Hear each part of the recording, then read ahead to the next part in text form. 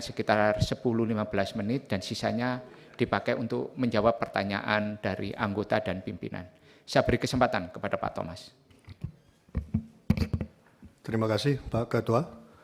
Yang saya hormati Pak Ketua Komisi 11, para Bapak-Bapak Wakil Ketua, pimpinan Komisi 11, Ibu dan Bapak sekalian anggota Dewan Terhormat dari Komisi 11 yang sudah saya cukup kenal selama satu setengah tahun terakhir ini. Assalamualaikum warahmatullahi wabarakatuh. Salam, salve, Om Swastiastu, Namo Buddhaya, salam kebajikan untuk kita semua. Saya ingin mungkin bisa mulai di slide ini bisa mulai dinaikkan saja.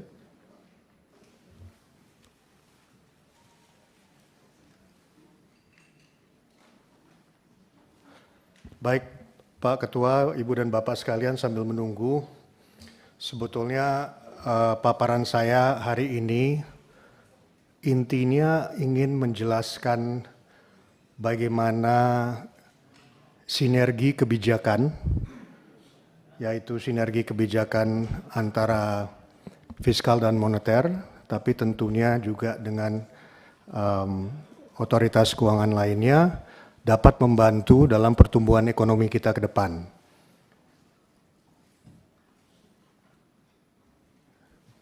Sudah bisa? Tunggu sebentar ya Ibu dan Bapak supaya sejalan dengan presentasi saya ini. Ini soalnya waktunya jalan terus.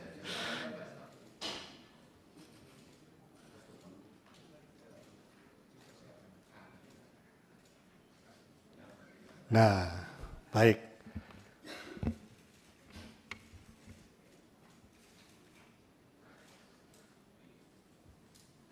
Baik Pak Ketua, Bapak-Bapak pimpinan, Ibu dan Bapak sekalian, sekali lagi, paparan saya hari ini, sebenarnya kata kuncinya adalah sinergi. Ya. Saya merasa bahwa pengelolaan kebijakan dan pengelola kebijakan saat ini harus bersinergi. Kita ketahui semua bahwa pertumbuhan ekonomi yang sudah dicanangkan oleh kita semua, dimulai di Komisi 11 ini, adalah suatu alur atau jalan supaya Indonesia dapat bangun, dapat maju. Nah, di sini saya ingin menjelaskan ke Ibu dan Bapak sekalian kira-kira seperti apa pathway atau alur tersebut dari segi sinergi kebijakan. Ini juga kaitannya saya rasa dengan pengalaman saya selama ini di fiskal dan bagaimana saya melihat nanti apabila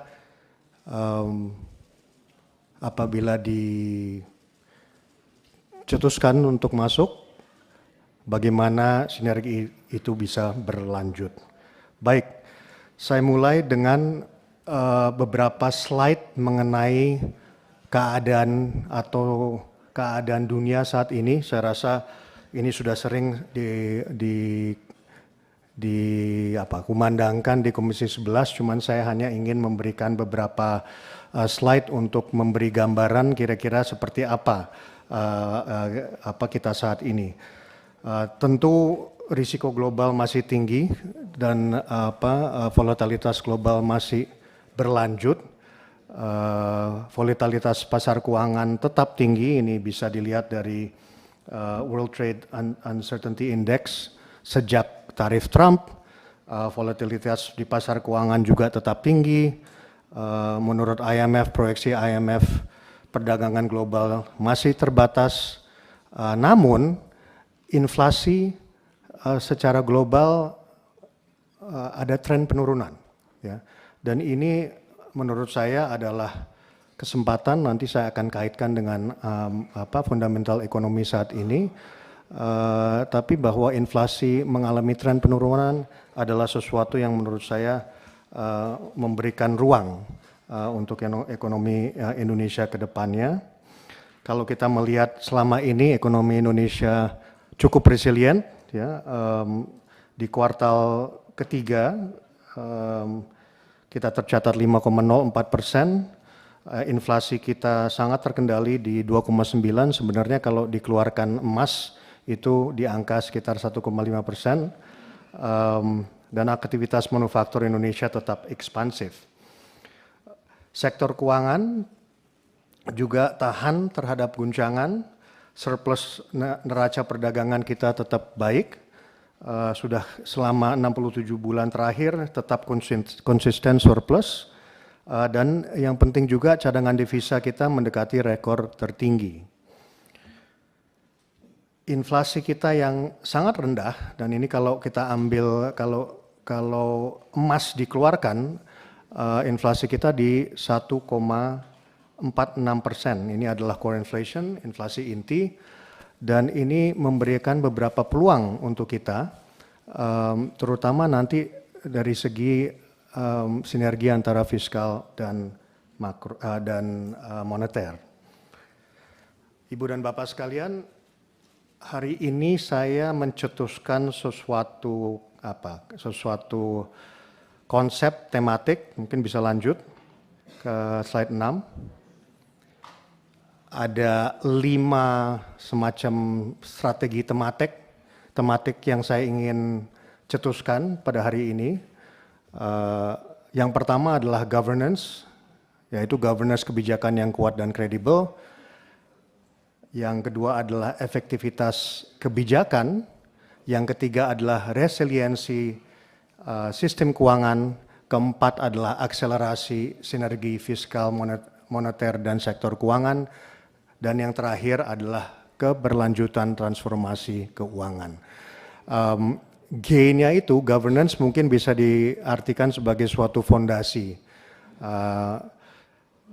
Bapak dan Ibu ketahui di DPR ini kan ini regulasi independensi BI dari tahun 99 maupun Undang-Undang P2SK yang sudah dicetuskan tahun 2023 sebenarnya memberi kita fondasi yang kuat untuk governance kebijakan yang kuat dan kredibel tadi.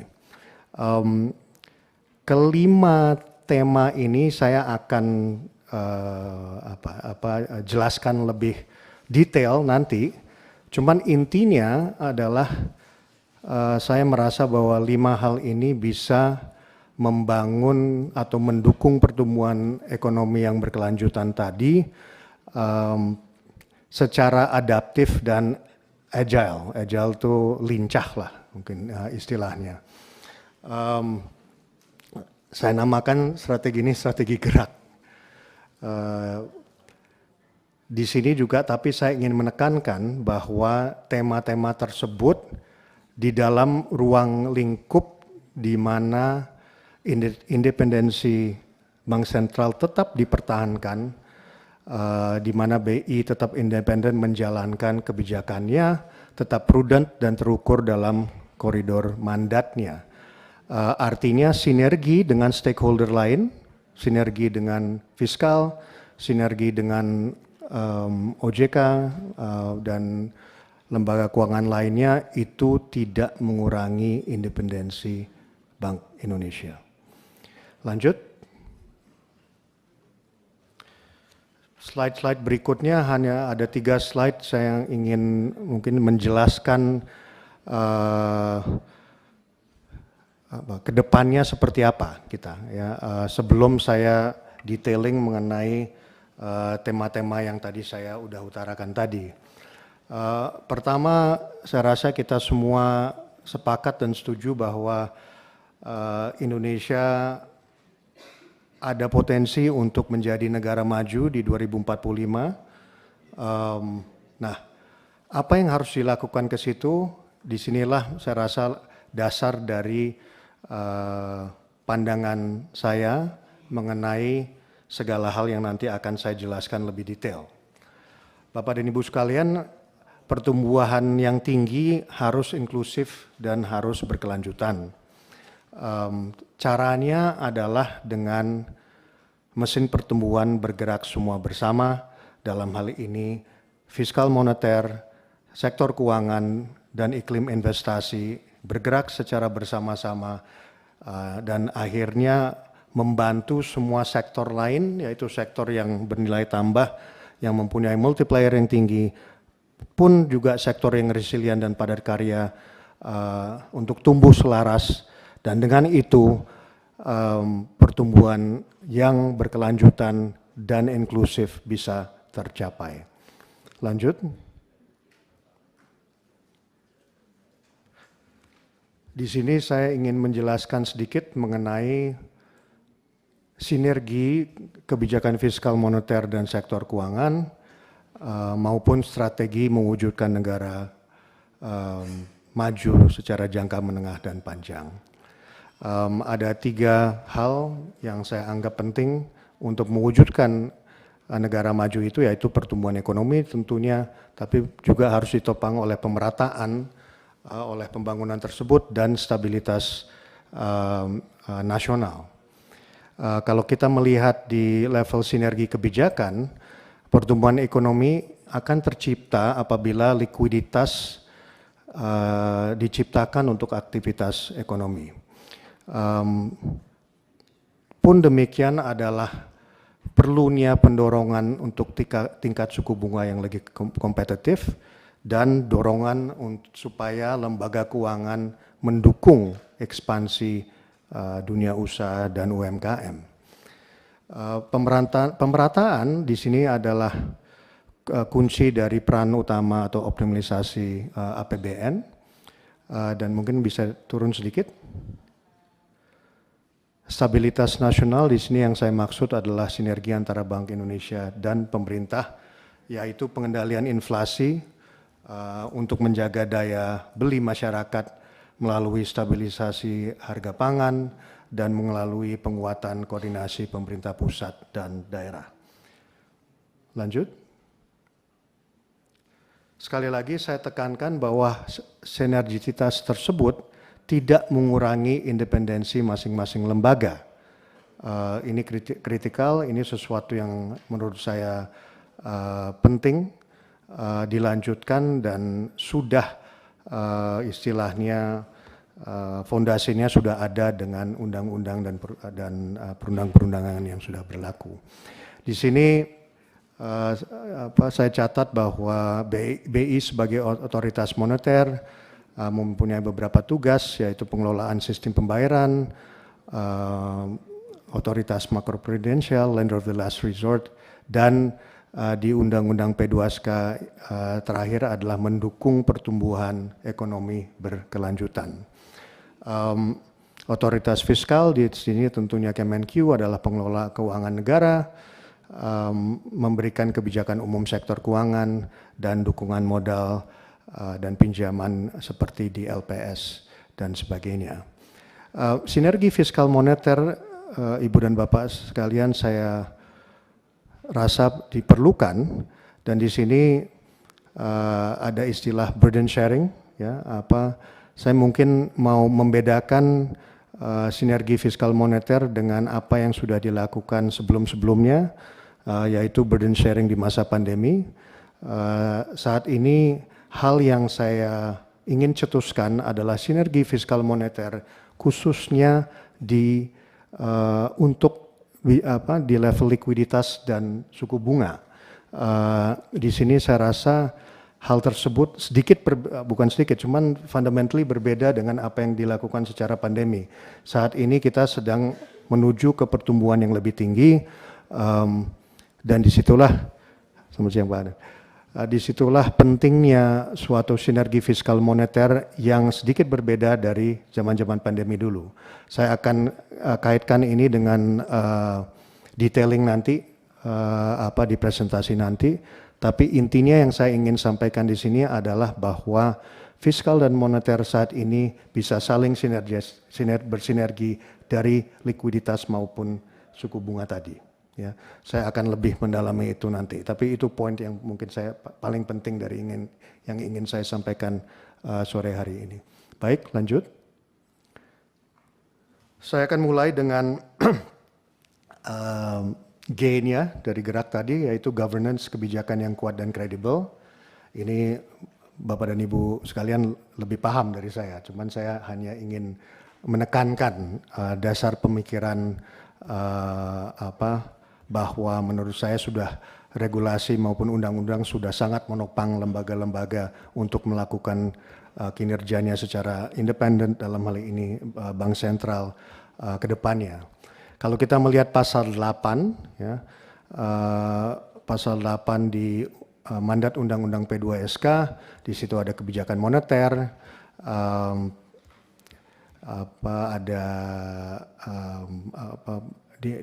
di bawahnya lagi ada, mungkin bisa turun lagi, ada kebijakan sistem pembayaran dan kebijakan makroprudensial. Saya ingin meng-highlight di pasal 10 ayat kedua, di mana BI mengelola likuiditas. Di pasal 11-nya pengelolaan likuiditas selain untuk kebijakan moneter juga untuk mendukung pertumbuhan ekonomi. Kalau kita rohnya nih pasti kan di pasal 7, yaitu tujuan Bank Indonesia selain stabilitas nilai rupiah, selain memelihara stabilitas sistem pembayaran dan turut menjaga stabilitas sistem keuangan, semuanya itu dalam rangka mendukung pertumbuhan ekonomi yang berkelanjutan. Artinya, BI dapat melakukan komunikasi maupun koordinasi kebijakan. Ini adalah mungkin suatu baseline filosofis dari hal-hal yang saya akan sampaikan seterusnya. Lanjut. Saya lanjutkan dengan efektivitas kebijakan untuk stabilitas dan pertumbuhan ekonomi. Di sini di sebelah kiri atau sebelah kiri saya, sebelah kanan Ibu dan Bapak sekalian, kita bisa melihat ini suku bunga atau penurunan BI rate cukup sangat dari 6,25 sampai 4,75%. Itu over hampir 2 tahun ya. Jadi cukup penurunan BI rate itu cukup dalam atau cukup turun. Namun ada time lag Ibu dan Bapak sekalian, dari penurunan BI rate itu. Ini kaitannya juga dengan poin saya mengenai perlunya atau diimbangi oleh likuiditas di pasar. Kebijakan suku bunga untuk mendukung pertumbuhan ekonomi memiliki lag dalam transmisi pada perekonomian. Untuk penurunan 1% BI rate, bunga kredit modal kerja turun 0,27% dalam 6 bulan dan paling banyak itu 0,59% dalam 3 tahun. Artinya transmisi dampak kebijakan membutuhkan waktu lama dan tidak sepenuhnya dapat ditransmisikan. Karena itu saya merasa perlu sinergi kebijakan dengan fiskal dan otoritas keuangan. Lanjut. Nah, di sini di sebelah kanan itu ada grafik yang menunjukkan pertumbuhan M0 yang selama ini mungkin kita udah bisa lihat itu angka-angka Desember sebenarnya adalah kaitannya dengan atau hasil dari likuiditas 200 triliun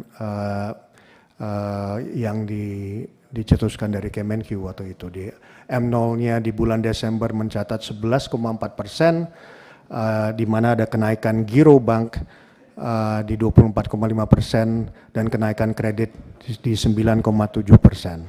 Nah, secara statistik Ibu dan Bapak sekalian, pertumbuhan excess reserves itu ada korelasi terhadap kredit itu sangat tinggi di angka 0,77. Artinya tambahan 1% kenaikan excess reserves dalam 6 bulan akan menghasilkan kenaikan sampai 0,11% dari 5,89 T kenaikannya ke 9,4 triliun. Dalam jangka panjang 3 tahun akan menghasilkan kenaikan kredit sebesar 23,1 triliun. Artinya jalur transmisi kebijakan melalui uang beredar layak untuk dipertimbangkan secara kebijakan. Lanjut. di sini saya ingin menunjukkan bahwa dengan penurunan BI rate tersebut selama ini dan ditambah atau ditopang oleh penempatan dana 200T di bulan September, komponen giro bank umum naik.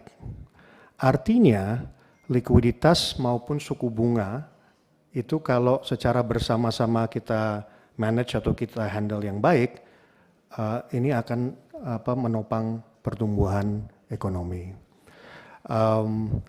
Mungkin perlu ditekankan di sini adalah penempatan atau likuiditas tersebut sebenarnya kan kaitannya dengan kas pemerintah untuk hal-hal yang lebih produktif. Karena itu Kemenq menaruh dana kas tersebut di bulan September, tapi itu hanya menjadi penopang dari BI rate yang selama ini turun. Yang diharapkan adalah tentunya bahwa penopangan likuiditas tersebut dengan ekspansi moneter tadi akan membantu atau mempercepat pertumbuhan ekonomi. Baik, lanjut. Di slide ini hanya untuk highlight bahwa hasilnya adalah kredit mulai meningkat. Di sini terutama di kredit investasi, mungkin bisa turun lagi. 1 menit lagi, Pak. Waduh, oke, baik. Saya baru setengah, oke. Baik, saya lanjutkan ke hal-hal berikutnya. R menunjukkan resiliensi dan Ibu dan Bapak sekalian, resiliensi ini adalah sebenarnya pendalaman pasar keuangan. Ini adalah target jangka panjang. Pendalaman sektor keuangan harus ditopang oleh penguatan intermediasi sektor keuangan, penguatan basis pendanaan, dan yang paling penting inklusi keuangan. Lanjut.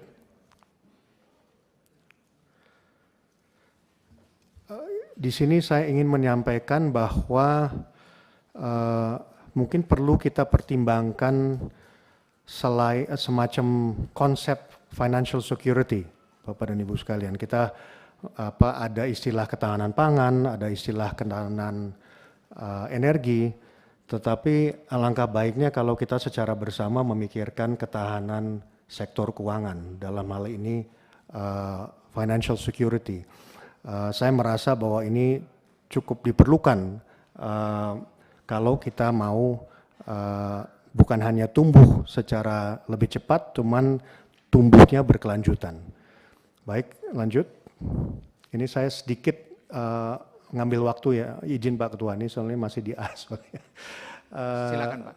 Baik, saya lanjutkan dengan akselerasi sinergi fiskal moneter dan sektor keuangan. Di sini program kuncinya ada 3, kebijakan fiskal moneter dari segi sinkronisasi kebijakan suku bunga, koordinasi pengeluaran utang dan pasar SBN, yang nomor 2 adalah penguatan peran KSSK, dan yang ketiga kebijakan pembiayaan pembangunan. Lanjut. Sinergi ini sebenarnya sudah terbangun, namun saya melihat bahwa bisa di-accelerate, bisa ditambah, bisa dikuatkan. Di sini BI bisa adalah di mana BI memberikan kebijakan moneter dan makroprudensial lebih ekspansif. Kemenq terus meningkatkan produktivitas dari kasnya. OJK melakukan insentif bagi perbankan, dan tentunya LPS menciptakan kepercayaan nasabah melalui stabilitas di sistem keuangan. Lanjut. Jadi sinergi fiskal ini juga bisa penting dalam menghadapi risiko. Ya.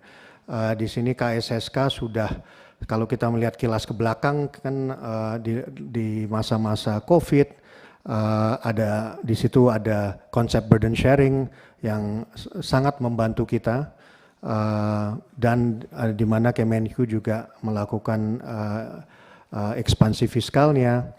Tapi saat ini ada program-program pemerintah yang didukung oleh ke semua lembaga yang masuk dalam KSSK, yaitu di program ketahanan pangan, program perumahan, maupun program pendidikan. Lanjut. Di sini juga kembali saya menekankan kata-kata adaptif dan agile atau lincah tadi.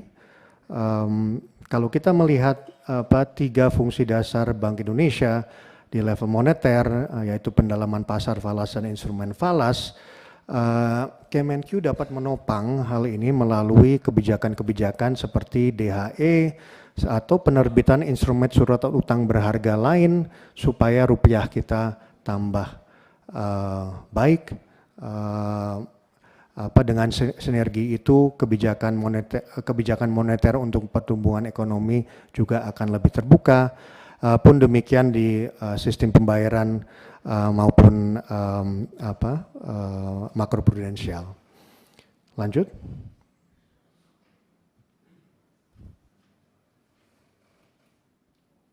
Lanjut. Oke. Ini saya waktunya udah minus 4 menit. Baik, saya rasa yang terakhir adalah keberlanjutan. Ini adalah target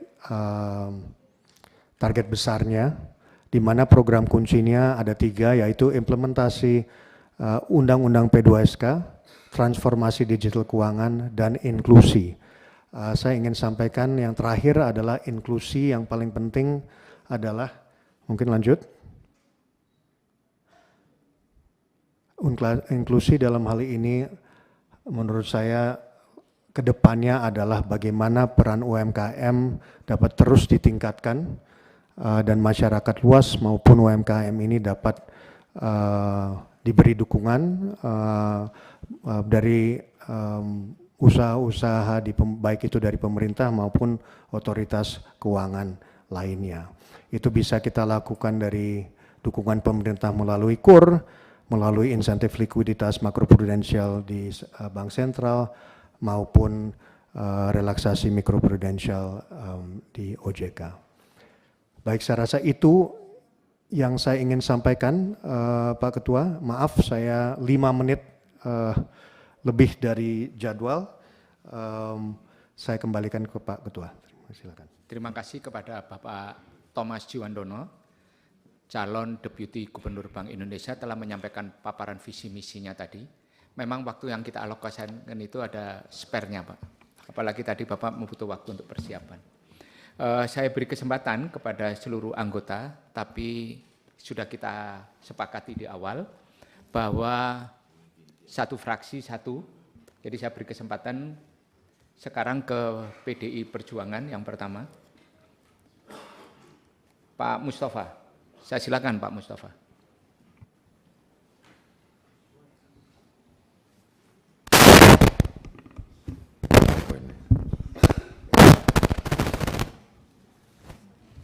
Assalamualaikum warahmatullahi wabarakatuh.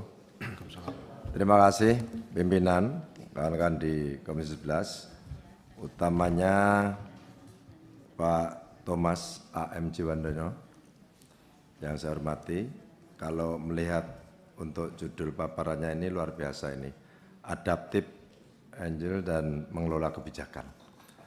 Bicara tentang kebijakan, kalau saya melihat bahwa saat ini perekonomian Indonesia ini menghadapi tantangan yang sungguh sangat relatif berat ya, khususnya dalam mewujudkan pertumbuhan ekonomi yang berkualitas.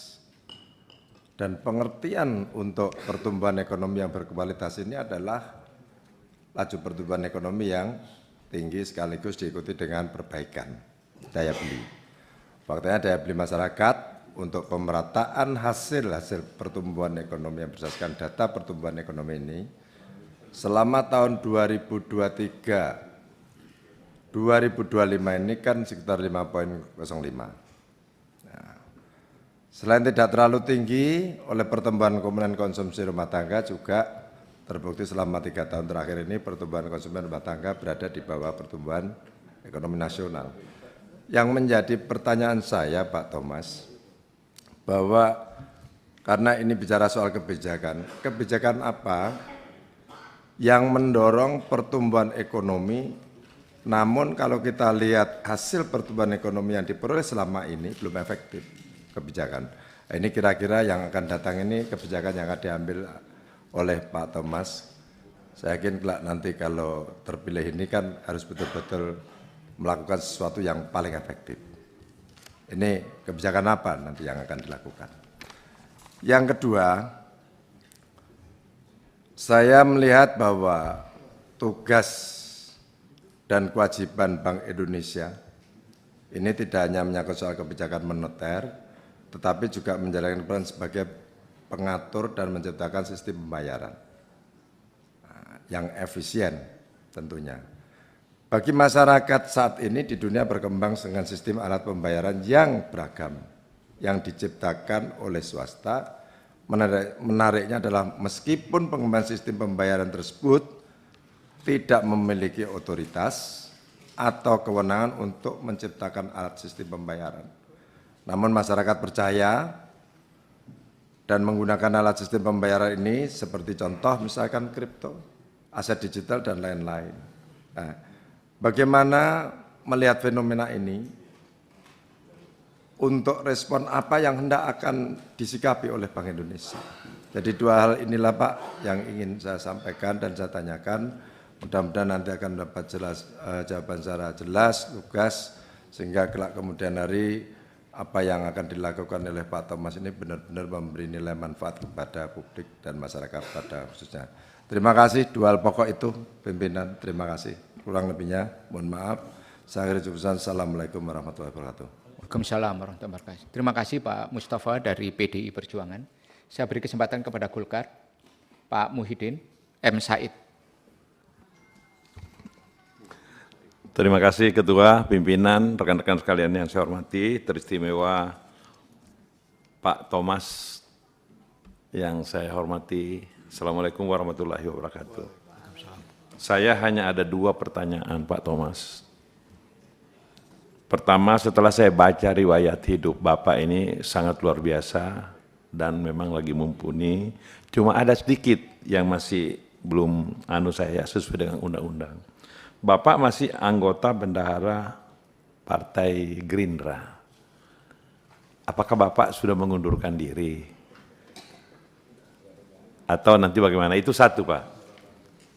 Yang kedua, Pak Thomas, akhir-akhir ini kalau kita lihat nilai tukar rupiah kita ini semakin merosot dan selama kita tahun ini atau bahkan mulai awal kabinet pembangunan yang baru itu ada rencana untuk melakukan redominasi. Kira-kira Bapak pandangannya bagaimana dengan nilai tukar kita ini? Apakah perlu secara dini kita lakukan dulu sosialisasi sehingga masyarakat kita tidak terpengaruh dengan hal tersebut. Nah, karena memang kalau kita mau lihat sekarang ini mungkin sudah saatnya.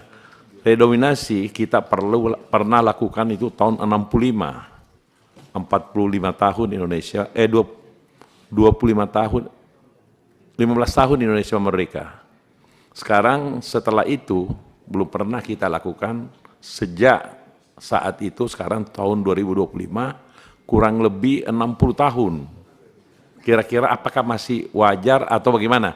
Bagaimana pandangan Bapak selaku salah satu calon Deputi Gubernur Bank Indonesia yang memang membidangi bidang ini, yang punya pandangan-pandangan yang begitu komprehensif nanti melihat situasi yang berkembang di negara kita ini.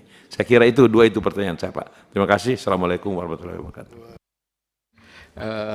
Terima kasih kepada Pak Muhyiddin. Berikutnya dari Gerindra, siapa yang ditugaskan? Oh, Mbak Anissa. Saya persilakan Mbak Anissa. Terima kasih pimpinan atas kesempatannya. Pak Thomas, selamat siang.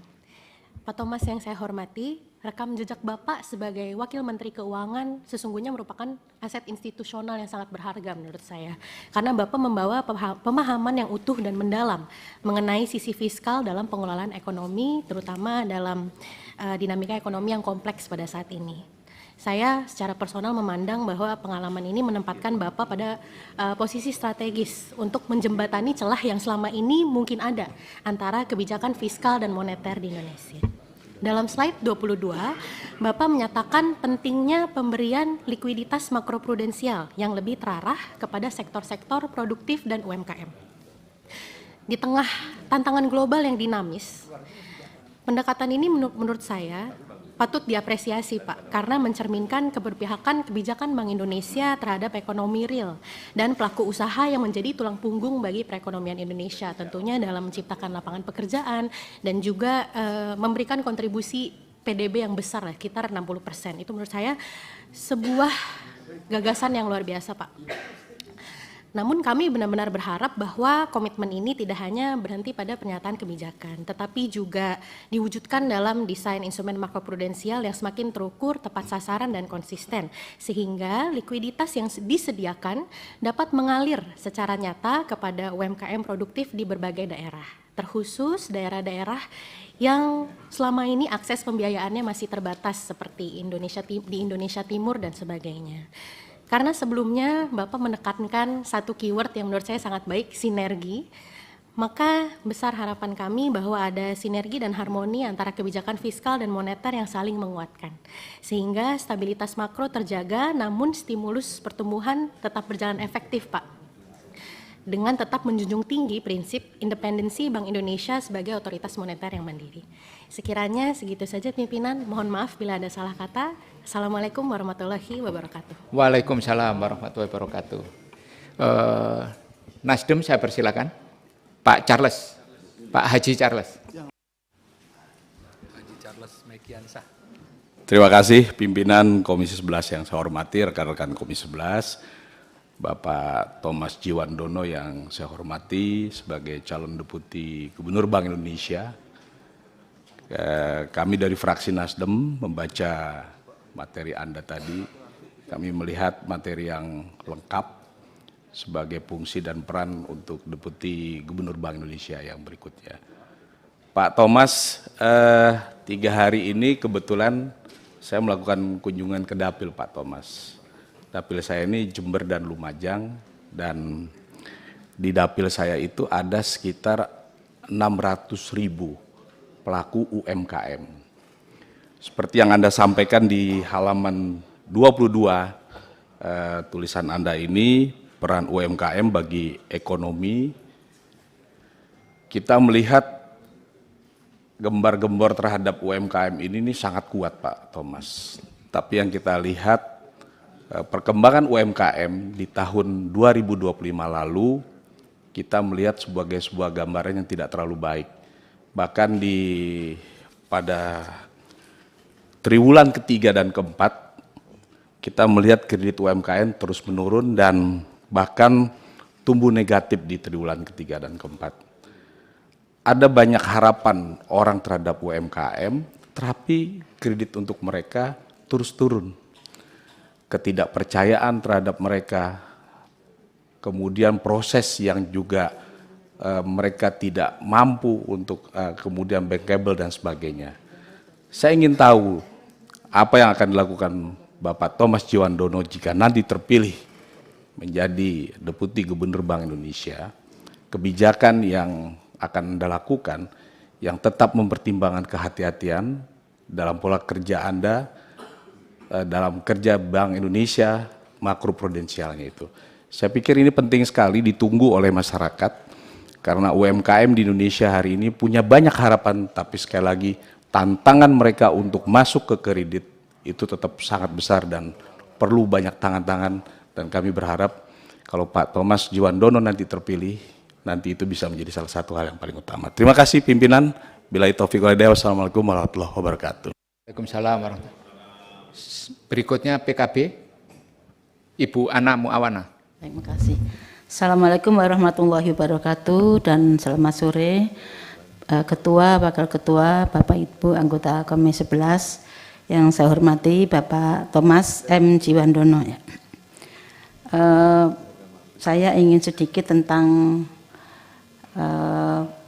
apresiasi ya ini relationship keuangan ada 5 strategi ini komprehensif sekali tadi sempat rekannya sebelumnya mengangkat soal UMKM ini ada di dalam sendiri kemudian ada inovatif, efisiensi dan stabil dan juga di dalam presentasi yang kedua penekanan kepada financial security ya kami tadi menganalisa yang Bapak sampaikan itu bahwa karena Bapak punya pengalaman Wakil Menteri Keuangan yang begitu cukup waktu dan kemudian banyak menghandle sektor fiskal dan sekarang Bapak calon Deputi Gubernur Bank Indonesia yang nanti akan kepada sektor moneter. Jadi lebih kepada penguatan KSSK ya Pak ya. Penguatan KSSK di bidang untuk memperkuat pertumbuhan ekonomi yang berkualitas dan berkelanjutan. Nah, itu kami pahami semua dan mudah-mudahan bisa terwujud dengan baik dengan adanya KSSK tersebut dan BI ke depan dan Kementerian Keuangan juga menjadi ketua KSSK dan Bank Indonesia juga menjadi bagian dari KSSK. Namun demikian Pak, ada hal satu yang ingin saya tanyakan, saya mohon maaf dengan segala hormat.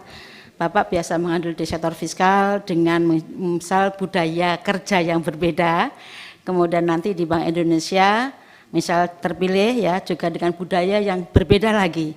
Bagaimana Bapak menghadapi dua kultur budaya yang berbeda tersebut? Nah itu saja Pak, terima kasih. Terima kasih Ibu Ana. Berikutnya dari PKS, saya persilakan. Pak Khalid. Terima kasih pimpinan. Yang saya hormati pimpinan dan anggota Komisi 11. Yang saya hormati Pak Thomas Jiwandono. Selamat Pak, sudah menjadi calon Deputi Gubernur Bank Indonesia. Semoga lancar dan sukses. Ini materinya sangat mengcapture-nya sangat tepat sekali nih Pak. Yang Bapak angkat ini yang sedang sering kita bicarakan. Ya, kalau rapat dengan Bank Indonesia ini juga sering kita bicarakan. Pertama di halaman 8, saya setuju sekali bahwa pertumbuhan ekonomi yang tinggi, swasta sebagai motor utama pertumbuhan, didukung fiskal moneter yang sinergis. Kalau kita lihat historical datanya, ya, kalau ingin tumbuh di atas 6% memang kredit swastanya untuk modal kerjanya itu tumbuh di atas 20% Pak. Kita masih sekarang tumbuh hanya sekitar 7-8%. Jadi memang saya setuju sekali dengan halaman 8 ini. Jadi Pak Thomas sangat presisi untuk melihat swasta sebagai motor utama pertumbuhan.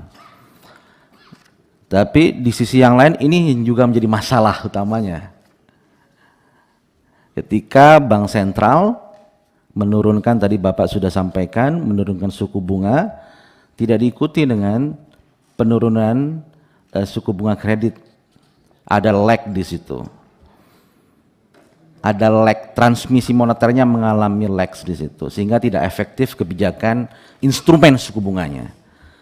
Nah, pertanyaannya adalah kenapa demikian dan bagaimana seharusnya Bank Sentral mengatasi kredibilitas instrumen suku bunga tersebut, sehingga itu menjadi acuan yang kredibel. Yang kedua, tadi Pak Thomas memberikan contoh terkait likuiditas 200T dan memang ada perkembangan yang bagus terkait base money-nya, itu kita sepakat di situ ada kenaikan. Cuma yang menjadi tantangan serius ketika kita memilih likuiditas, ada data yang menjadi penting untuk disampaikan seharusnya, yaitu undisbursed loan yang tinggi, 2.600 triliun. Jadi mengcapture permasalahan itu seperti apa Pak Thomas melihat permasalahan itu? Ketika instrumen yang digunakan adalah melonggarkan likuiditas dengan menaruh 200 triliun di sektor perbankan, at the same time 2.600 triliun masih undisburselun. Sehingga menjadi pertanyaan publik, bagaimanakah channeling suku bunga tidak efektif dan channeling liquidity apakah juga bisa efektif untuk mendorong undisburselun itu bisa tersalurkan dengan baik. Dua pertanyaan itu saja, Pak Thomas. Terima kasih. Assalamualaikum warahmatullahi wabarakatuh. Waalaikumsalam warahmatullahi wabarakatuh. PAN, saya beri kesempatan. Bu Andi Yuliani Baris. Terima kasih pimpinan. Assalamualaikum warahmatullahi wabarakatuh. Pertama ini mungkin kalau Pak Thomas nanti terpilih menjadi anggota Dewan Gubernur yang paling muda ya. Umurnya 55 tahun, Pak Riki 56 tahun. Benar ya Pak ya? Nah, kira-kira tadi ada menarik presentasi halaman 1 nih. Peranan BI dalam program pendidikan membangun SDM tangguh sebagai modal pertumbuhan. Di sini ditulis terkait dengan pemenuhan RPI perbankan dengan surat berharga yang mendukung pengembangan pendidikan. Ini menarik sekali Pak. Kira-kira bisa dijelaskan detailnya seperti apa Pak? Ini pasti memberikan angin segar buat masyarakat. Kemudian terkait dengan UMKM, kira-kira nantinya untuk menguatkan komitmen BI terhadap UMKM, kira-kira perlu tambahan strategi penguatan atau insentif tambahan apa Pak? Sehingga pembiayaan untuk UMKM itu benar-benar menyasar pelaku usaha mikro yang selama ini belum terlayani dengan secara memadai oleh perbankan. Kemudian terkait dengan sentimen pasar Pak, kira-kira dengan terpilihnya Bapak nanti ini sebagai anggota Dewan Gubernur, bagaimana prediksinya? Karena ini mantan wartawan nih, biasa bagus ini prediksinya kan terhadap sentimen pasar nanti. Terima kasih pimpinan. Demikian, wabillahi taufiq wa hidayah. Wassalamualaikum warahmatullahi wabarakatuh. Terima kasih Bu Andi. Berikutnya dari Demokrat. Ya, agak cepat Pak ya. Ya. Terima kasih. Yang saya hormati Ketua beserta pimpinan dan seluruh anggota Komisi 11. Bapak Thomas, selamat Pak, sudah sampai pada tahapan ini. Saya mungkin bukan mengajukan pertanyaan, tapi ingin mendengar komitmen Pak. Sinergi, berulang-ulang tadi disampaikan, ini sangat luar biasa Pak. Dan saya pikir mustahil untuk mencapai target-target kerja pemerintah tanpa adanya sinergi yang baik. Karenanya Bapak dengan sedemikian pengalaman di sektor swasta, kemudian di Kementerian Keuangan, sekaligus juga ex officio di Otoritas Keuangan, saya pikir cakap memang cocok untuk ngomongin sinergi ini. Ini Pak, tadi swasta sebagai driver daripada pertumbuhan ekonomi itu betul sekali Pak. Dan saya ingin mendengar komitmen Bapak karena swasta kita ini 60 juta lebih ini adalah UMKM, usaha mikro, usaha kecil. Yang mana saat ini mereka ini merasa Pak bahwa akses kepada lembaga keuangan ini sangat terbatas. Nah, kita ingin mendengar Pak. Jadi Bapak tadi juga sampaikan agar appetite lembaga keuangan ini mau masuk untuk melakukan pembiayaan kepada sektor itu. Bagaimana? Ini penting Pak. Karena 60 juta ini sangat banyak dan sangat signifikan. Artinya kalau nanti mudah-mudahan Bapak lancar bisa terpilih, apa yang komitmennya seperti apa Pak begitu. Juga transmisi kebijakan moneter ini betul Pak, tadi lag dan lain sebagainya kurang optimal lah. tidak diikuti oleh industri. Nah, jadi kami ingin dengar saja Pak mungkin komitmen, karena saya pikir jika ini tercapai Pak, pertumbuhan ekonomi yang selalu kita bicarakan 8% itu bukan mustahil. Terima kasih, saya kembalikan. Terima kasih kepada Pak Fatih dari pimpinan. Ini masih ada sekitar 3 menit, saya kasih waktu. Pak Dolfi. Terima kasih Ketua, yang terhormat Ketua Pimpinan, Bapak Ibu anggota Komisi 11, yang terhormat Pak Thomas, calon Deputi Gubernur Bank Indonesia. Pertama saya ingin tanya mengenai nilai tukar rupiah nih Pak Thomas. Karena terakhir-terakhir ini kan rupiah terus melemah. Walaupun melemah, kita belum tahu nih, apakah nilai rupiah itu under value atau over value. Dan bagaimana menurut pandangan Pak Thomas, nilai tukar rupiah kita sekarang, under value atau over value? Dan apa yang harus dilakukan? Apakah kita biarkan dia dalam kondisi seperti itu, atau kita lakukan sesuatu untuk nilai tukar rupiah sampai kepada nilai fundamental ekonominya? Kedua, Pak Thomas tadi banyak menceritakan bagaimana peran BI harus ikut membantu mendorong pertumbuhan ekonomi. Yang halaman 10 itu tadi Pak Thomas. Saya ingin tahu, kalau ini dimaksimalkan peran BI dalam mendorong pertumbuhan ekonomi, kira-kira kalau dikasih angka, berapa kontribusi Bank Indonesia? 0,2, 0,3, 1%, 2%, berapa? Kalau ini dimaksimalkan sedemikian rupa sesuai dengan skenarionya Pak Thomas. Terima kasih. Terima kasih Pak Dolfi. Pak Fauji, saya beri kesempatan. Saya sedikit saja, biar Pak Haris komen saya lagi. Terima kasih pimpinan dan anggota Komisi 11, Pak Thomas Jiwandono atau lebih populer dengan Pak Tommy. Selamat datang, selamat tahun baru Pak. Karena kita sudah bermitra hampir 1,5 tahun, hampir menuju 2 tahun, otomatis sudah kenal satu dengan yang lain Pak. Pertama, kami memahami posisi Bapak sebagai Wamen dan sekarang mau menjadi Deputi Gubernur Bank Indonesia.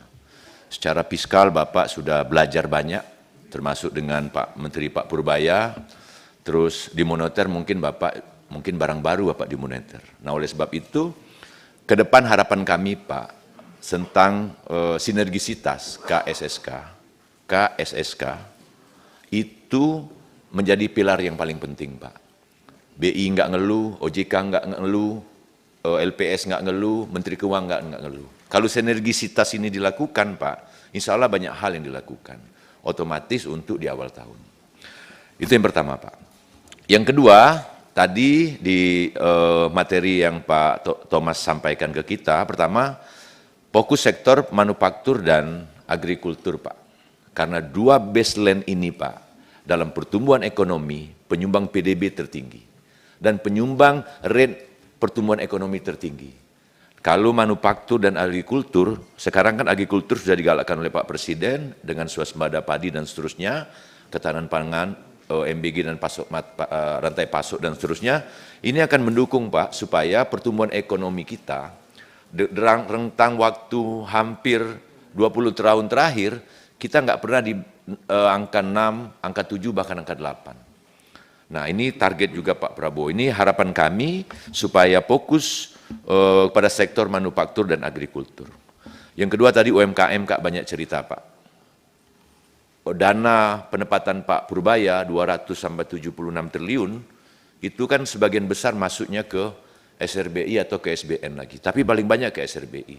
Orang tidak mau Pak masuk ke UMKM, karena pertama dia akan NPL-nya tinggi, yang kedua tata kelola UMKM-nya lemah, tapi potensi UMKM sangat tinggi Pak. 97% tenaga kerja dari UMKM, tapi kreditnya mengalami pelambatan, bahkan penurunan di kuartal ketiga dan keempat. Ini menjadi fokus Pak, kalau Bapak menjadi deputi, saya minta tolong fokus pada UMKM dan akses pembiayaan. Yang ketiga adalah mitigasi dari apa yang disampaikan oleh kawan-kawan, mitigasi terhadap suku bunga yang tinggi Pak. Ini paling penting, suku bunga tinggi, otomatis kredit juga harus Bapak perhatikan. Kalau kreditnya mengalami pelambatan, nggak bisa Pak Thomas, pertumbuhan ekonomi kita mau 7-8% kalau pertumbuhannya di bawah 10, single digit itu nggak mungkin bisa Pak. 6 kredit itu minimal 12%, 13%, 14% dia tumbuh, itu ekonomi kita bisa 6-7%. Dan DPK kita turun Pak, DPK kita 11,3 menjadi di bawah itu. Itu akan make sure dengan pertumbuhan kredit.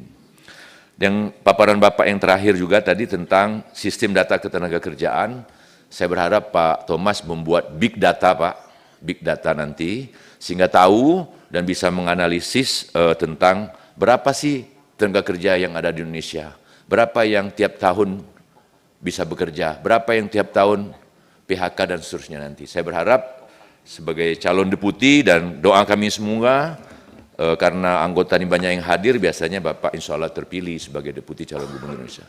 Terima kasih Pak Thomas. Terima kasih Pak Fauzi. Tinggal 1 menit Pak Hanif. Terima kasih pimpinan dan anggota Komisi 11 yang saya hormati, Pak Thomas Jiwandono yang saya hormati. Ada 2 poin yang saya ingin sampaikan, tentu setelah mengapresiasi presentasi Pak Thomas yang luar biasa. Saya sebut luar biasa karena ini presentasinya hampir mencakup seluruh isu krusial yang memang menjadi tanggung jawab BI selama ini, mulai dari soal kebijakan moneter, sistem pembayaran hingga makro prudensialnya. Jadi kalau dari komplitnya materi ini nih, bukan deputi gubernur, tapi bisa gubernur ini kalau model begini nih. Kalau lihat presentasinya nih ya, lihat presentasinya Pak Ketua. 2 poin saja, 2 poin saja. Yang pertama, tadi pagi kebetulan teman-teman di PKB di Komisi 11 itu diskusi di grup terkait dengan imbal hasil dari Sun yang mungkin rata-ratanya sekitar 7%. Nah, imbal hasil Sun yang tinggi ini kan menarik likuiditas dari perbankan. Nah, sementara dunia usaha menjadi kekurangan pembiayaan murah, pengusaha masih relatif wait and see, mereka masih terlalu berhitung dengan risiko dan lain sebagainya, sehingga berefek kepada pertumbuhan ekonomi kita yang melambat. Nah, pertanyaannya menurut pandangannya Pak Thomas ini kira-kira nanti seperti apa sih koordinasi BI dan Kementerian Keuangan agar pembiayaan APBN tidak justru menghambat pertumbuhan ekonomi. Itu yang pertama. Nah, yang kedua yang terkait dengan transmisi kebijakan moneter yang tadi juga disinggung oleh Pak Thomas. Saat ini kan kalau kita lihat likuiditas perbankan sebenarnya cukup. Nah, tetapi kredit rasanya kok tetap lesu, demand rendah, proyek-proyek strategis ya yang berjalan tapi dari sisi pemerintah, tapi yang di luar, yang di swasta agak agak tergencet. Belum lagi kemudian nanti Danantara, BUMN yang begitu eksesif juga akhirnya membuat swasta bahasa sopannya itu ya agak tertekan lah, kurang lebih begitu. Nah, ini menunjukkan bahwa persoalannya kan tidak di suplai dana, melainkan di permintaan dan kepercayaan dunia usaha. Nah, pertanyaannya apa nanti langkah konkret BI kalau menurut Pak Thomas ini agar kebijakan moneter itu benar-benar bisa mendorong kredit ke sektor yang produktif, bukan hanya berputar di sektor keuangan aja. Karena sekarang ini ya kalau main di sektor keuangan lebih menguntungkan, jauh lebih menguntungkan daripada main di sektor yang real yang lebih produktif. Saya kira itu 2 pertanyaan saya. Terima kasih. Assalamualaikum warahmatullahi wabarakatuh. Waalaikumsalam warahmatullahi wabarakatuh. Baik kan? Ini udah paten punya Pak. Sama biskota Pak. Tadi ada 3 pertanyaan dari pimpinan dan anggota dari 8 fraksi. Saya beri kesempatan kepada Pak Thomas untuk menjawab seluruh pertanyaan dalam sebuah rangkaian jawaban yang menurut Bapak paling nyaman untuk dijawab. Silakan. Terima kasih Pak Ketua. Izin Pak Ketua, saya akan mencoba merangkum jawaban saya berdasarkan beberapa tema yang tadi diungkit. Tadi ada UMKM, ada kebijakan makroprudensial dan moneter dan sebagainya dan seterusnya. Saya akan mencoba menjawabnya sekaligus, namun terarah ke masing-masing penanya tadi. Mungkin saya yang perlu saya klarifikasi yang paling dini adalah pertanyaannya Pak Muhyiddin dari Partai Golkar, yaitu apakah saya masih menjabat bendahara umum? Jawabannya tidak, Pak. Dan itu sejak bulan Maret 2025 sebenarnya, di mana saya sudah tidak lagi. Saya waktu itu memutuskan meminta izin juga karena waktu itu masih di Kemenq, saya berizin untuk tidak menjadi bendahara umum karena juga udah 17 tahun Pak. Jadi perlu ada regenerasi lah.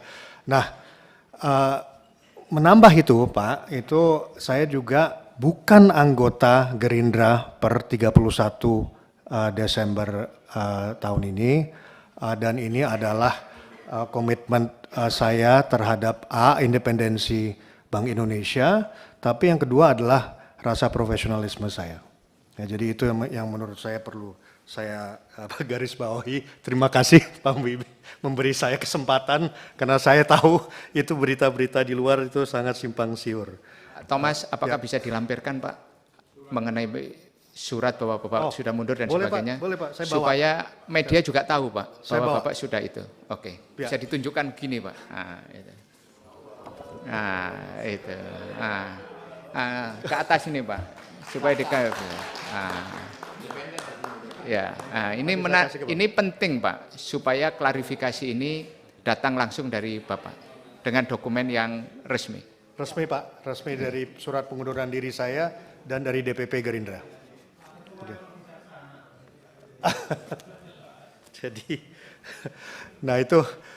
Jadi itu saya set aside itu dulu Pak, hal-hal yang politis.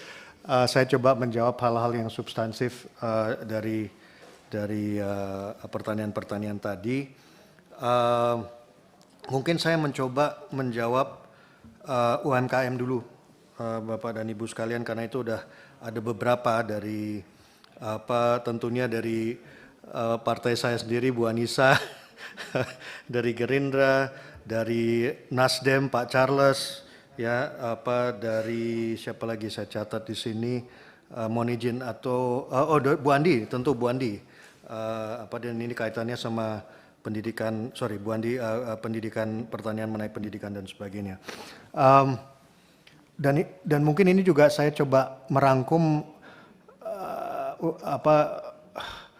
pertanyaan mengenai bagaimana BI atau bagaimana perbankan sebenarnya ya bisa meningkatkan likuiditas ke UMKM, karena ini berkaitan. Saya akan mulai dengan, saya sengaja mengungkit UMKM ini ya, bukan hanya untuk kelihatan keren-kerenan sih Ibu dan Bapak sekalian, cuman saya merasa ini mungkin saya cerita sedikit, dan ini kembali ke poin saya mengenai pendalaman pasar. Waktu itu kalau lebih punya waktu saya akan lebih bicara mengenai itu. Saya ingin memakai kesempatan ini untuk merangkum semua. Saya ini bulan November saya berkesempatan ke India, ya di mana dan kenapa saya ke India, karena saya melihat bahwa India itu pendalaman pasarnya tuh luar biasa dalam 10 tahun terakhir ini. Luar biasa. Pak Khalid pasti tahu lah apa data-datanya dan sebagainya. Ini bukan hanya pasar ekuitas, macam-macam. Ya. Dilihat dari keseluruhan, dan by the way, India juga sektor informalnya besar sekali. Sektor informalnya besar sekali, UMKM-nya juga besar. Saya melihat data, dikasih data, bahwa perputaran uang di India tuh luar biasa, hampir 360 derajat di dalam onshore semua. Ya, dimulai dari retail. Retail itu terbangun karena digitalisasi keuangannya, ya, ada tools digital, dan retail itu bisa masuk ke reksadananya mereka. Reksadana mereka pun bukan reksadana offshore. Ini Pak Andes tahu lah, ini kayak dana reksa zaman dulu, cuman ada 4 atau 5 masing-masing lah, semua onshore.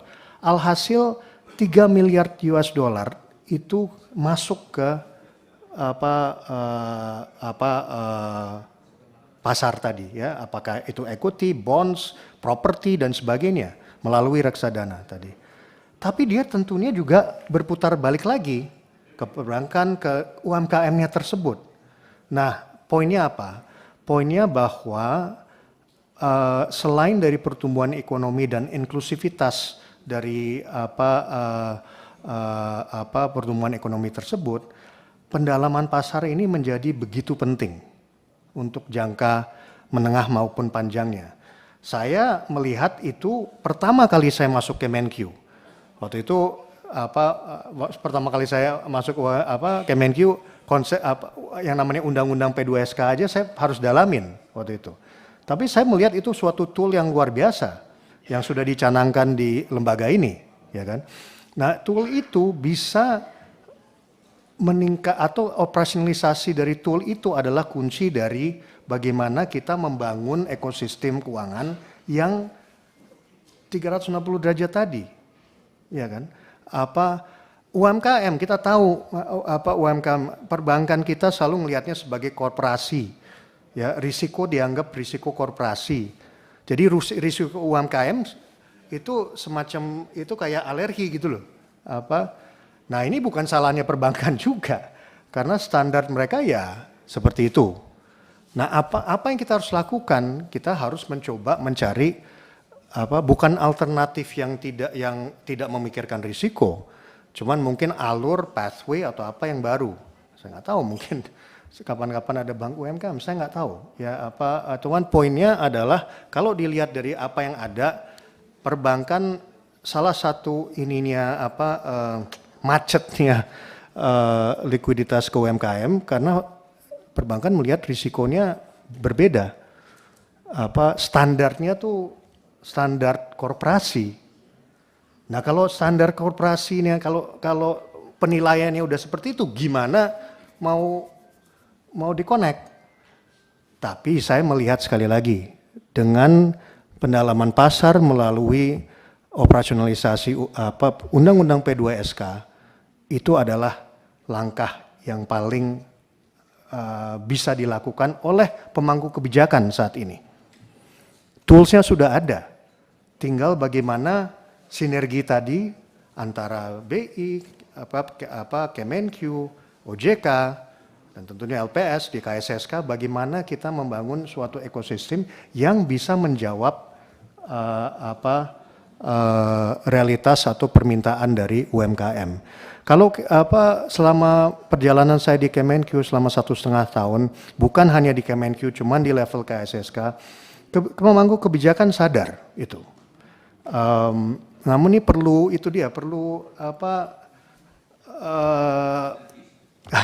makasih Pak, perlu sinergi yang lebih, perlu banyak kopi, dan tentunya perlu pembahasan juga di ruang ini juga, ya, supaya hal-hal itu bisa kena, kita bisa menjawab semua secara keseluruhan, tidak hanya satu persatu. Ya. Jadi itu jawaban saya secara keseluruhan mengenai UMKM. Kuncinya adalah menurut saya sinergi dan operasionalisasi dari pendalaman pasar tersebut, dan setelah itu kita lihat satu persatu strukturnya seperti apa dan sebagainya. Baik, setelah saya kembali ke hal-hal yang mungkin ini Pak. Saya mulai Pak Khalid dulu nih, ini soalnya tadi, Pak Khalid ini ada peran swasta, nih kredibilitas BI. Ya, kredibilitas BI dalam, sebenarnya kita juga ketahui Pak Khalid kan, di satu pihak ada secara statistik selalu ada time lag untuk transmisi tadi, tapi memang secara struktur di masing-masing perbankan ini itu ada special rate, ya kan, yang mungkin memperlambat lah, ya, data-data itu selama ini saya lihat itu pun juga sudah dikurangi, ya. Special rate itu bukan hanya dari pemerintah, ya, tapi juga kadang-kadang korporasi juga, ya, diberikan special rate karena mungkin kekuatan deposit mereka atau apa, ya. Ini sebetulnya kan bukan sesuatu salah benar, ya kalau di perbankan ya banknya melihat kondisi masing-masing ya. Tapi intinya menurut saya kredibilitas BI selama ini sudah sangat baik ya. Mungkin urusan bahwa BI rate itu transmisinya rada lagging itu tidak menurut saya kaitannya dengan kredibilitas BI. Namun karena dibutuhkan suatu pemahaman atau pertimbangan lain terutama di sisi perbankan. Jadi menurut saya sih kredibilitas BI tetap bukan sesuatu yang masalah dengan hal yang saya tekankan mengenai transmisi tadi. Undisbursed loan, Pak, ya. Memang ini kan undisbursed loan memang adalah data itu, dan undisbursed loan itu kan sebetulnya kaitannya sama demand-nya. Ya kan, Pak? Artinya kita ada likuiditas, ada suku bunga yang turun, tapi kalau korporasi for whatever reason tidak merasa akan ekspansi, ya tetap akan nggak diambil itu loan tersebut. Nah pertanyaannya kenapa, ya kan? Nah ini kita bisa ngelihat, mungkin ada ekspektasi, mungkin ada masalah apa. Kita tahu bahwa di UMKM sebenarnya mereka perlu, cuman penyalurannya masih kurang baik, mungkin karena faktor risiko itu berbeda-beda dari segi perbankan. Pertanyaannya kenapa? Buat saya sekali lagi saya bawa ke makro, Pak.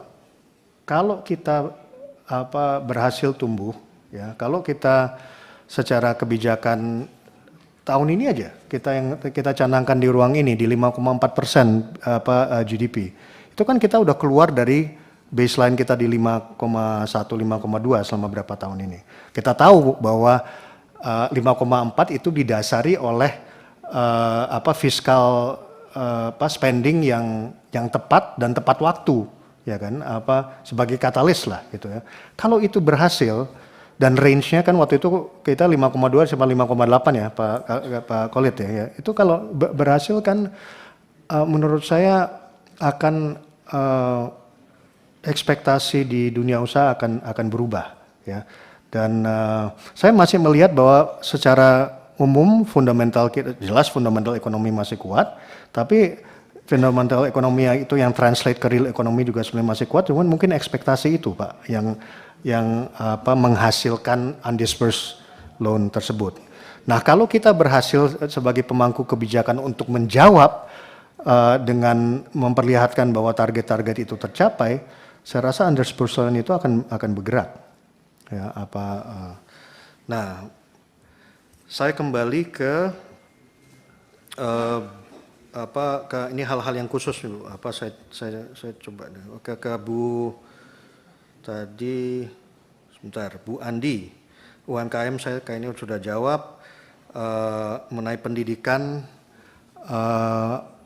mengenai program pendidikan kan selama ini ada semacam KLM bagi perbankan lah untuk mendukung konstruksi. Jadi itu sebenarnya yang saya anggap dari sektor atau dari segi Bank Sentral bisa lakukan insentif tersebut lah, Bu. Yang ketiga mengenai, nah ini sentimen pasar. Oke. Ya, sentimen pasar kita tahu mereka atau pasar ada asumsinya, selalu ada asumsinya. Mungkin yang khusus mengenai saya ya asumsinya sedikit kurang baik ya, karena segala macam yang berhubungan dengan latar belakang dan sebagainya. Mudah-mudahan klarifikasi tadi adalah langkah awal ya, tapi poinnya ya saya harus membuktikan.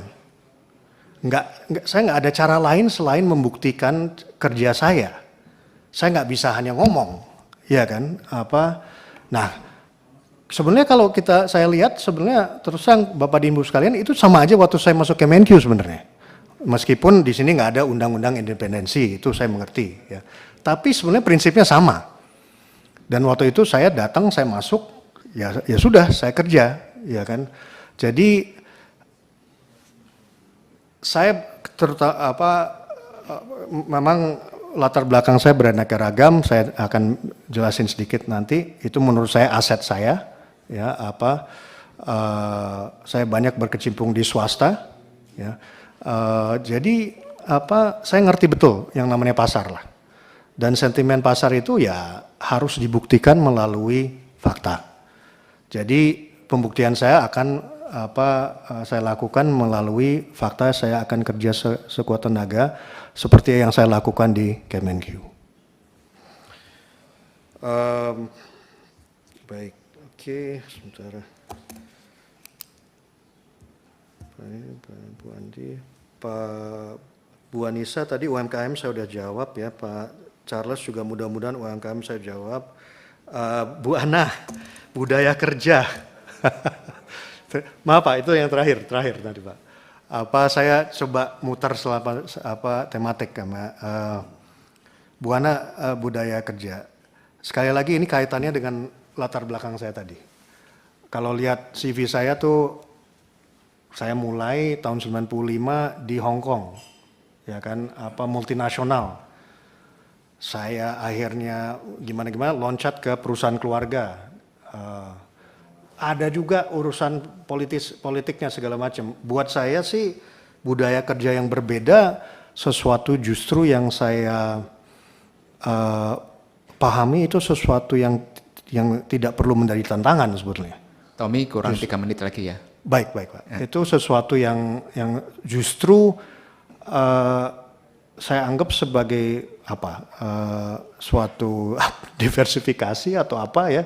Cuman poinnya bahwa justru karena latar belakang saya yang berbeda-beda itu, budaya apapun rasanya saya bisa waktu saya masuk dari swasta ke Kemenq itu cukup berbeda juga gitu loh. Jadi meskipun budaya itu berbeda-beda, itu saya anggap sesuatu yang normal dan itu sesuatu yang saya akan hadapi. Nah, ke Pak, saya gara-gara loncat-loncat jadi sebentar. Oke. Sebentar Pak Mustafa, ya saya jawab dulu Pak Mustafa. Aset digital, ya. Kan kita tahu semua bahwa digitalisasi it's here to stay lah Pak. Baik tidaknya harus kita lihat berdasarkan nanti keperluan kita apa ya. Yang saya bisa katakan di sini bahwa mungkin ada perbedaan antara pembayaran atau sistem pembayaran atau itu, dan sekarang kan yang paling ngeri saya rasa yang saya baca itu bahwa ini kok tiba-tiba kalau itu jadi kita bisa contoh kripto gitu, itu menjadi suatu currency tersendiri, itu menjadi sesuatu yang kita harus hati-hati ya. Tapi kan ada yang istilah stable coins kan sekarang yang jadi saya nggak melihat digital itu sebagai, again it's teknologi digitalisasi sesuatu yang bisa menjadi tantangan, bisa menjadi kesempatan. Sekali lagi dengan adanya Undang-Undang P2SK, segala macam yang berkaitan dengan aset digital itu bisa kita jawab di operasionalisasi Undang-Undang P2SK itu. Selebihnya saya harus, kalau diperkenankan masuk BI ya saya harus pelajari dulu Pak untuk bagaimana menjawab secara teknis ya.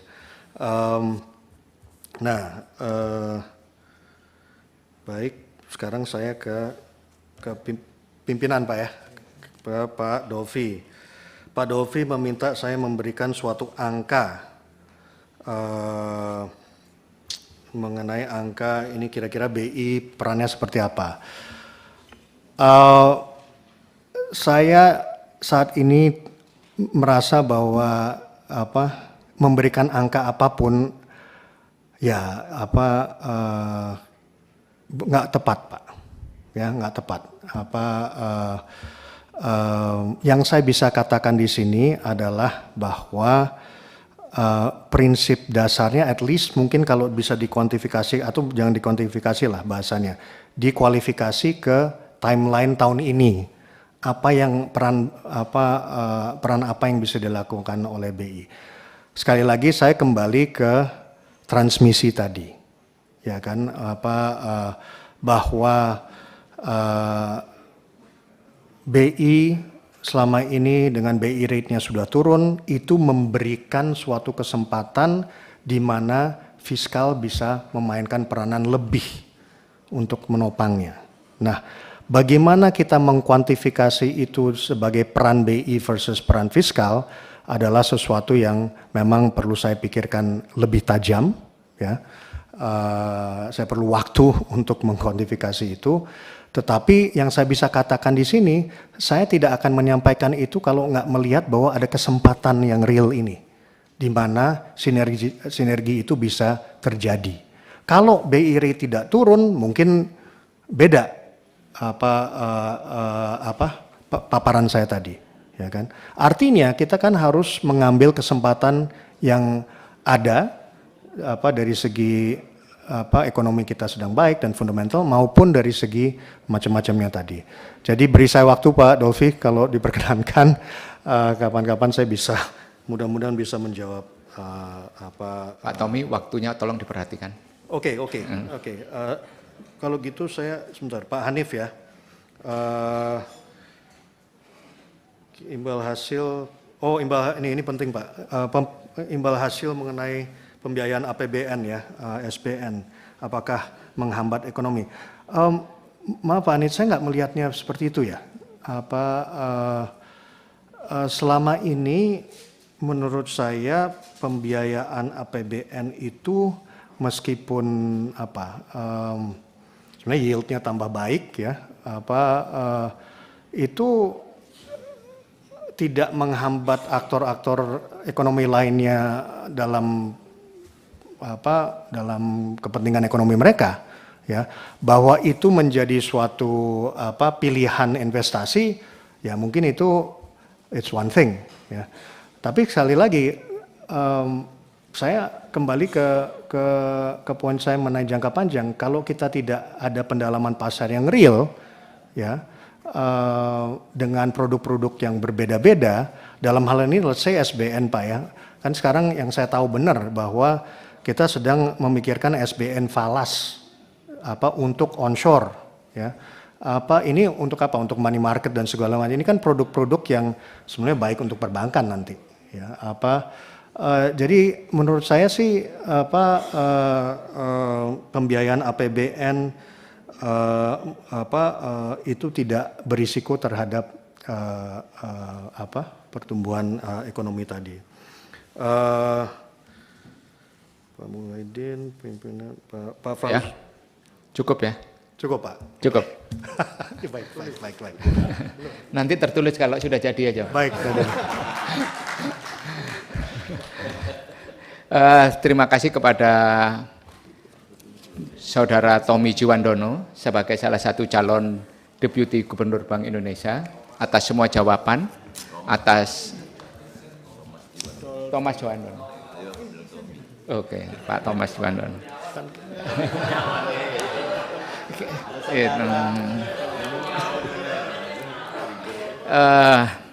Atas penyampaian paparan visi misi dan jawaban atas pertanyaan dari anggota dan pimpinan tadi, dan kami minta maaf apabila ada hal yang kurang benar. Sebelum mengakhiri ini saya beri kesempatan Bapak untuk menyampaikan kata penutup. Terima kasih Pak Ketua, karena saya sudah melebihi waktu, saya akan sesingkat-singkatnya. Saya juga pertama mohon maaf kalau ada beberapa hal yang saya sampaikan kurang berkenan, teman. Mohon maaf yang lebih penting lagi kalau saya belum bisa menjawab tadi, tapi nanti saya akan mencoba menjawab di kemudian hari kalau diperkenankan. Bapak dan Ibu sekalian, saya tentunya berterima kasih karena diberikan kesempatan sore hari ini memberikan paparan saya. Saya adalah seorang profesional, ya, itu sudah saya lakukan bertahun-tahun sejak saya masuk di swasta multinasional maupun sekarang, meskipun memang latar belakang saya ada politiknya, namun saya melalui proses ini dengan penuh pengertian dan tanggung jawab terhadap perundang-undangan yang berlaku. Semua hal saya lakukan berdasarkan itu. Apabila saya diberikan kesempatan untuk menjadi Deputi Gubernur Bank Indonesia, Di sini saya akan memastikan bahwa profesionalisme itu tidak pernah akan pudar, dan bahwa hal yang saya tekankan sinergi yang sebetulnya kata kuncinya adalah kerjasama, saya juga terus akan lakukan di Bank Indonesia dan tentunya di ruangan ini apabila diberikan kesempatan. Terima kasih.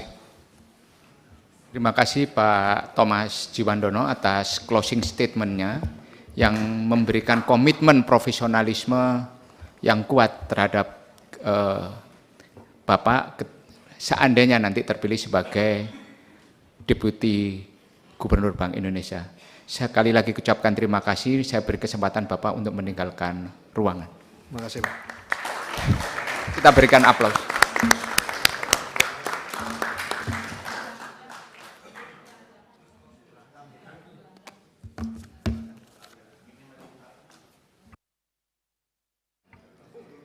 Ini saya minta anggota jangan meninggalkan tempat kita karena rapat internal. Itu langsung kita rapat internal untuk pengambilan keputusan. Yang di atas balkon siap-siap dikosongkan. Ya Pak. Salaman dulu Pak.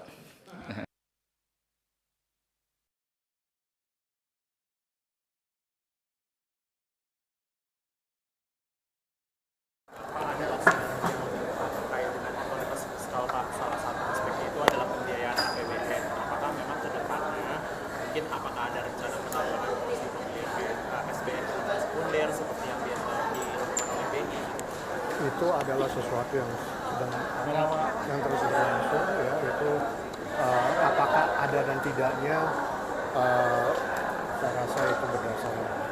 Pak, maksudnya tadi bedanya antara sinergi fiskal moneter sama beda sama burden sharing itu contoh nyatanya gimana sih Pak? Kalau burden sharing kan selama waktu itu di pandemi, intinya burden sharing itu sharing dari cost biaya.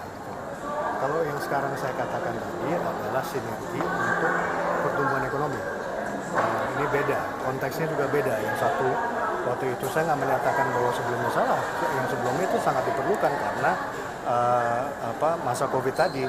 Cuman saat ini targetnya lain, targetnya adalah pertumbuhan ekonomi.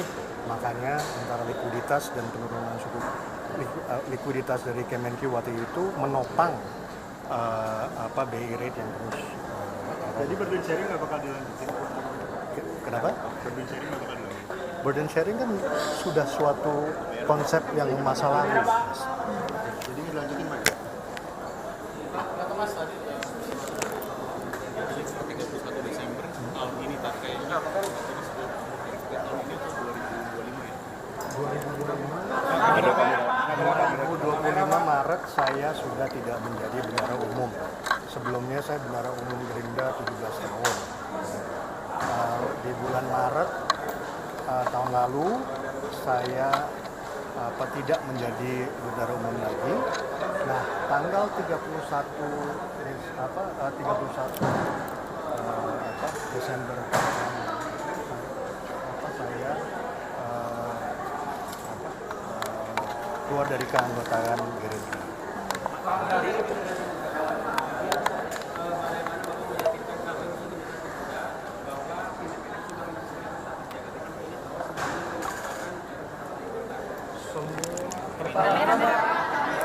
Pertama bahwa undang-undang independensi Bank Indonesia itu sangat kuat. Kedua, saya melalui semua proses yang harus dilakukan berdasarkan undang-undang.